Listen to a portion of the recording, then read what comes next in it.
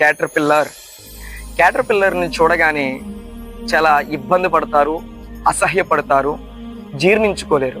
దాన్ని ఎవరు కూడా దగ్గరికి రానివ్వరు. మార్చబడిన తర్వాత సీతాకోక చిలుకగా మార్చబడుతుంది. సీతాకోక చిలుకగా మార్చబడిన తర్వాత దాని వెనకాల పరిగెడుతూ ఉంటారు, దాన్ని పట్టుకోవడానికి ప్రయత్నం చేస్తుంటారు. యేసుక్రీస్తు ప్రభుల వారిని చేర్చుకొనక మునుపు తన స్వభావం ఎలాంటిదో, తన బిహేవియర్, తన క్యారెక్టర్ ఎలాంటిదో మనందరికీ తెలుసు.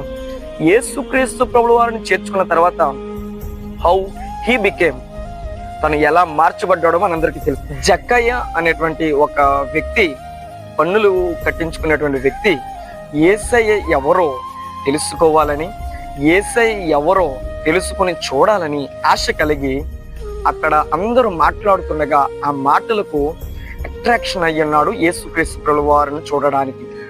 ప్రియమైన యేసుక్రీస్తును చూడడానికి మేడు చెట్టు ఎక్కువ ఉన్నాడండి. అయితే ఎక్కినాడు. ఆ చెట్టు కిందకి యేసుక్రీస్తు ప్రభుల వారు వచ్చి ఆగి ఆ స్పాట్ లో నిలబడి జక్కయ్యని పిలుస్తున్నాడు. జక్కయ్య, త్వరగా కిందకి దిగిరా, నేడు నేను నీ ఇంటికి రాబోతున్నాను అని చెప్పగానే జక్కయ్యకి ఎక్కడ లేని సంతోషం అండి, ఎక్కడా లేనటువంటి ఆనందం.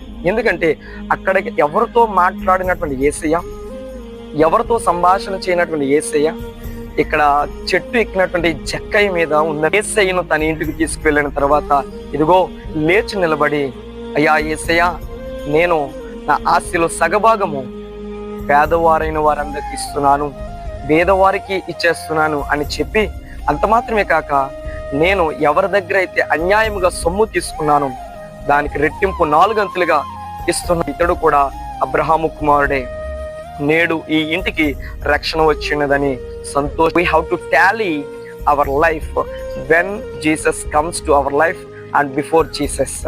యేసుక్రీస్తు ప్రభుల వారు రాకమునుపు, యేసుక్రీస్తు ప్రభుల వారు వచ్చిన తర్వాత మన జీవితం ఎలాగుందో ఒక్కసారి ఓ క్రైస్తవుడైనటువంటి సోదరుడా టాలీ చేసుకుని ప్రభు యొక్క సన్నిధిలో ఆధ్యాత్మిక జీవితంలో బలపరచబడాలని ఈ మాటలు తెలియజేస్తూ ముగిస్తున్నాను.